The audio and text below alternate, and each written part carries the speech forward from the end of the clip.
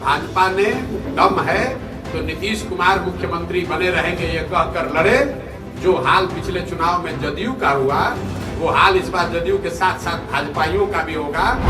अगली बार अकेले लड़े, भाजपा के साथ लड़े कि महागठबंधन में लड़े, जदयू को 20 सीट नहीं आएगा। इनके स्वभाव में, इनके नियत में खोट है। इन्होंने सबके साथ धोखा किया है अपनी कुर्सी पर बने रहने के लिए। भाई नीतीश कुमार चेहरा हो गए, इससे बढ़िया जनसुराज के लिए कोई बातें नहीं हो सकती।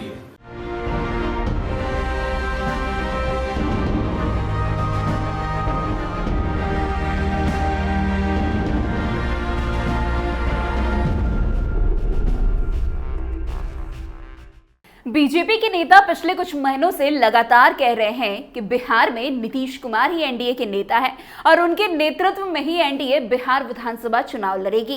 बिहार से लेकर दिल्ली तक बीजेपी के कई नेता लगातार ये दोहरा रहे हैं कि नीतीश कुमार ही एनडीए के मुख्यमंत्री होंगे। जहां बीजेपी नीतीश कुमार को आश्वस्त करने में लगी हुई है, तो वहीं नीतीश कुमार भी बार बार ये कह रहे हैं कि अब वो एनडीए छोड़कर कहीं नहीं जाएंगे।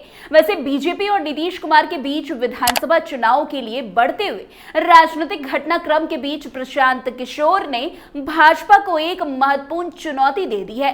उन्होंने बीजेपी से कहा है कि अगर उनके पास हिम्मत है तो उसे नीतीश कुमार को मुख्यमंत्री के रूप में घोषित करके अगला चुनाव लड़ाना चाहिए। यह बयान उन समय में आया है जब नीतीश कुमार के नेतृत्व को लेकर एनडीए में संदेह और असमंजस की स्थिति बनी हुई है। नीतीश कुमार के नेतृत्व में बीजेपी और अन्य एनडीए दलों के नेताओं द्वारा लगातार इस बात को जोर दिया जा रहा है कि 2025 में बिहार का मुख्यमंत्री नीतीश कुमार ही होंगे। बीजेपी और अन्य एनडीए नेताओं ने बार बार यह बयान दिया है कि बिहार विधानसभा चुनाव 2025 में नीतीश कुमार ही एनडीए के मुख्यमंत्री उम्मीदवार होंगे। बीजेपी के वरिष्ठ नेताओं में से एक ने तो ये तक कह दिया कि चाहे जितनी भी सीटें किसी पार्टी को मिले, मुख्यमंत्री के पद पर नीतीश कुमार ही रहेंगे। इसके बावजूद ये सवाल बना हुआ है कि क्या नीतीश कुमार एनडीए में बने रहेंगे या फिर वो किसी अन्य राजनीतिक गठबंधन का हिस्सा बनेंगे। बीजेपी के भीतर भी इस मुद्दे को लेकर चर्चाएं तेज थी। इस पर बात करते हुए भाजपा नेताओं ने ये तक कहा कि बिहार विधानसभा चुनाव के लिए मुख्यमंत्री के चेहरे का फैसला बीजेपी और जेडीयू यानी कि जनता दल यूनाइटेड की बैठक में लिया जाएगा। तो वहीं दूसरी तरफ जनसुराज पार्टी के नेता और चुनावी रणनीतिकार प्रशांत किशोर ने बीजेपी को एक कड़ा चैलेंज देते हुए ये कहा है कि अगर भाजपा को सच में नीतीश कुमार का समर्थन करना है तो उसे बिहार विधानसभा चुनाव नीतीश कुमार को मुख्यमंत्री का चेहरा घोषित करके लड़ना चाहिए। उनका यह बयान बिहार के राजनीतिक परिप्रेक्ष्य को लेकर अहम हो गया है। प्रशांत किशोर ने यह आरोप लगाया कि नीतीश कुमार आज बिहार की जनता के बीच एक राजनीतिक बोझ बन चुके हैं। जनता उनके शासन से काफी नाराज है और उनका शासन उनके खिलाफ असंतोष पैदा कर रहा है। प्रशांत किशोर ने बीजेपी पर यह आरोप भी लगाया कि वो दिल्ली में कुछ सांसदों के लालच में बिहार की जनता के हक की अनदेखी कर रहे हैं और इसी कारण से नीतीश कुमार को मुख्यमंत्री पद पर बनाए रखने की कोशिश की जा रही है। आप खुद सुनिए किस तरीके से प्रशांत किशोर ने बीजेपी को बड़ा चैलेंज दे दिया है। इसी का परिणाम है कि 42 पर आ गए हैं और मैंने ये लिख कर दिया है और आपको भी बता रहे हैं। अगली बार अकेले लड़े, भाजपा के साथ लड़े कि महागठबंधन में लड़े, जदयू को 20 सीट नहीं आएगा। इन लोगों ने बिहार की जनता के साथ विश्वासघात किया है। प्रशांत किशोर तो एक साधारण व्यक्ति है। इनके खून में, इनके स्वभाव में, इनके नियत में खोट है। इन्होंने सबके साथ धोखा किया है अपनी कुर्सी पर बने रहने के लिए। भाई नीतीश कुमार चेहरा हो गए, इससे बढ़िया जनसुराज के लिए कोई बातें नहीं हो सकती है। ये भगवान ने, नियति ने ऐसी व्यवस्था बना दी कि अब भाजपा चाह कर भी नीतीश को हटा नहीं पाएगी।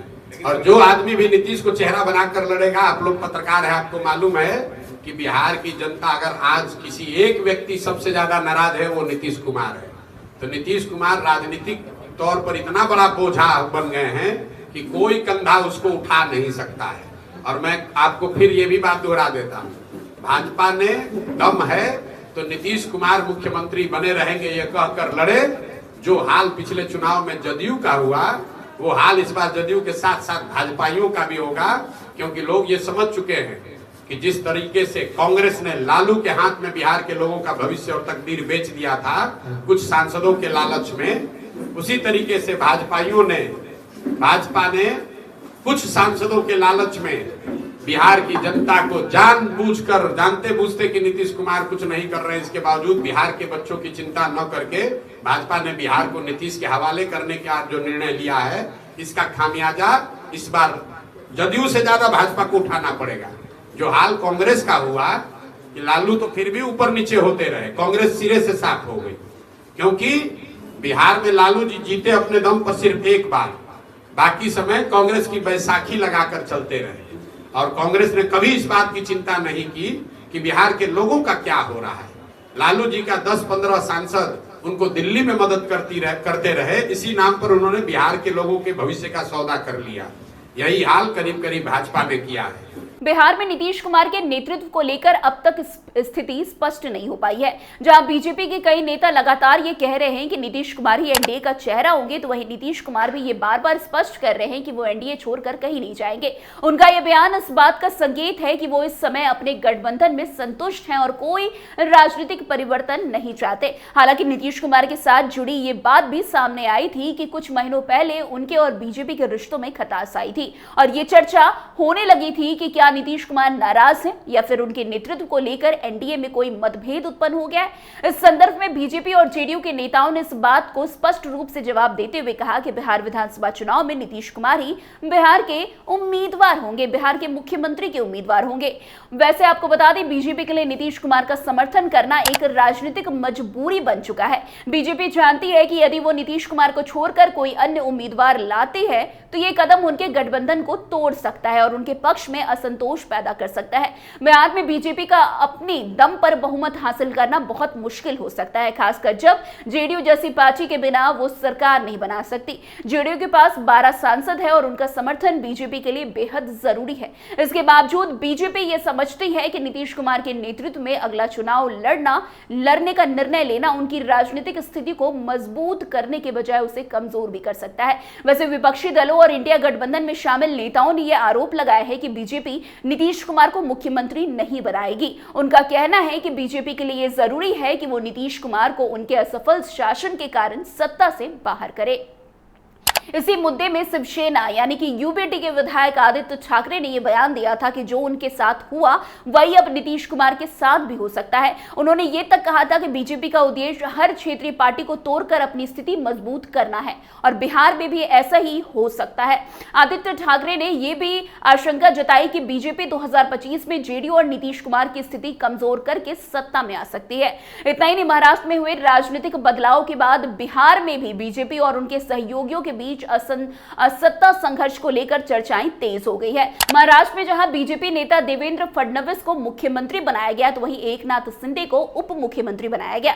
वहां इस फैसले ने बिहार की राजनीतिक स्थिति के बारे में सवाल उठाए। हालांकि बीजेपी के नेताओं ने इस तुलना को नकारते हुए कहा है कि बिहार और महाराष्ट्र की स्थिति में अंतर है। बिहार में जेडीयू केंद्र में भी एनडीए का हिस्सा है और वहां की राजनीतिक स्थिति अलग है। इस बयान से यह साफ हो गया कि बिहार में नीतीश कुमार के नेतृत्व को लेकर जो असमंजस था वो अब और बढ़ सकता है।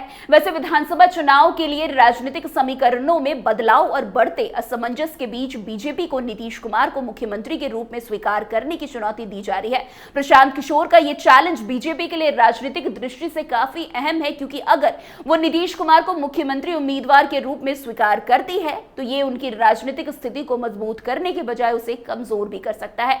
वहीं विपक्षी दलों और इंडिया गठबंधन के नेता लगातार ये आरोप लगा रहे हैं कि बीजेपी ने नीतीश कुमार को कमजोर कर दिया है और वो अगला चुनाव उनके खिलाफ लड़ेगी। हालांकि अभी तक ये स्पष्ट नहीं हो पाया है कि नीतीश कुमार और बीजेपी के रिश्ते चुनाव तक कैसे बने रहेंगे और क्या वे एक साथ चुनावी मैदान में उतरेंगे। तो फिलहाल आज की इस खबर में बस इतना ही। अन्य खबरों में हमारे साथ ऐसे आगे बने रहे और देखते रहिए। तब तक के लिए कैपिटल टीवी बिहार। धन्यवाद।